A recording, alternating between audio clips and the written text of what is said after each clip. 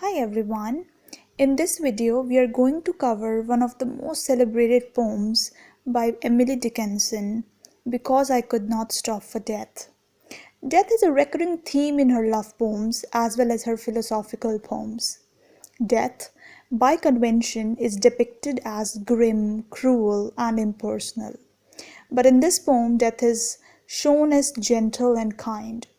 Death is personified as a gracious and polite gentleman taking a lady on a leisurely drive in the countryside. Emily Dickinson was born in Amherst, a small farming village in Massachusetts, USA. Her father, Edward Dickinson, was a prominent lawyer and politician. Dickinson attended college for a year but returned to Amherst to live a sedate and secluded life. She surrounded herself with books and started writing poems at 20.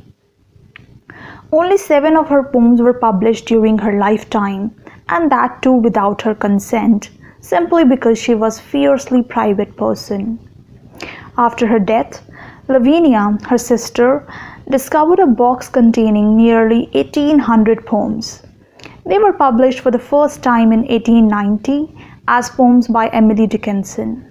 With the publication of her complete works in 1955 under the title of The Poems of Emily Dickinson, she finally found her place in the ranks of the greatest of American poets.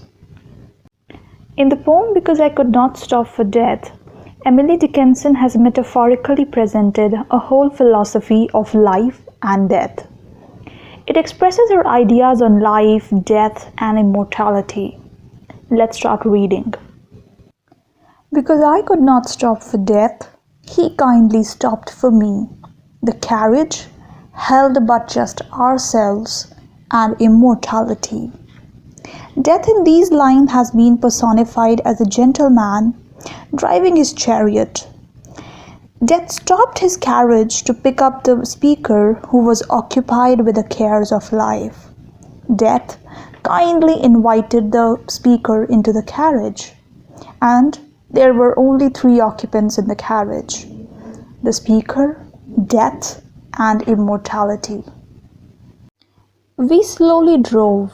He knew no haste, and I had put away my labor and my leisure too, for his civility. In these lines, the speaker describes her ride in the chariot. The chariot drove on slowly. It did not hurry forward. The chariot driver, Death, had been very kind and civil to the speaker. The poetess, although was unaware of the approach of death, but she willingly puts aside her work and sacrifices her leisure to join them in the carriage ride. We passed the school where children strove at recess in the ring. We passed the fields of gazing grain. We passed the setting sun. In these lines, the speaker describes the march of the chariot driven by death. It tells us of the places the chariot passed by. The carriage moves past the village school where children are playing at recess time. It makes its way past the outlying fields in which stalks of ripe grain are standing tall. Beyond the field lies the remote burial ground, which is their destination. They go past the sun setting into the western sky. All these images of children, stalk of grains, and the setting sun symbolize 3 stages in the procession of life. The image of children in school corresponds to childhood and youth. Children are sheltered from death, but they are in the circle of life. Time is on the move even for them, though they are too busy playing to sense the march of time. The tall stalks of ripe grain suggest the period of ripeness, maturity, and adulthood in human life. And the image of setting sun symbolizes the evening of life or old age. Or rather, he passed us.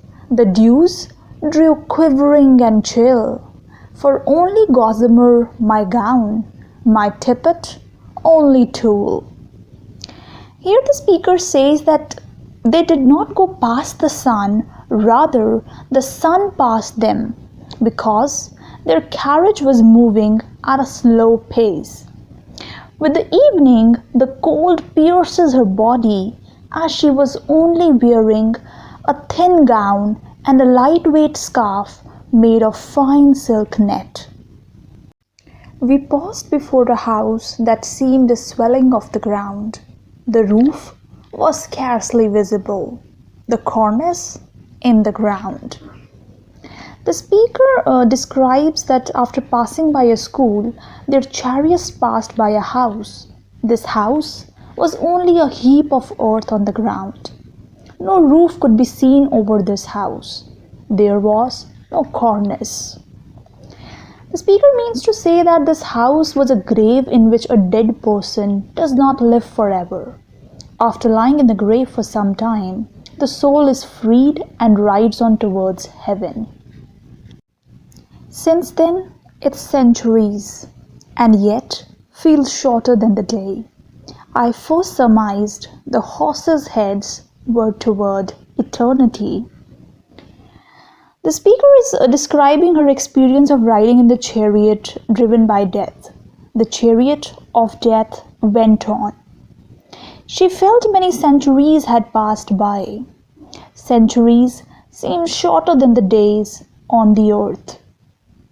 And then she observed that the horses of the chariot were driving towards eternity. There was to be an endless journey towards heaven. In the end, it is clear that the speaker has been long dead. Human life is short, but eternity is vast. Even though the journey of life has come to an end, vast spaces of eternity lies ahead of her. That's all for today's video. I hope you enjoyed the explanation. If you have any questions, please write it in the comment box. If you're new to the channel, don't forget to subscribe. Thank you so much for watching.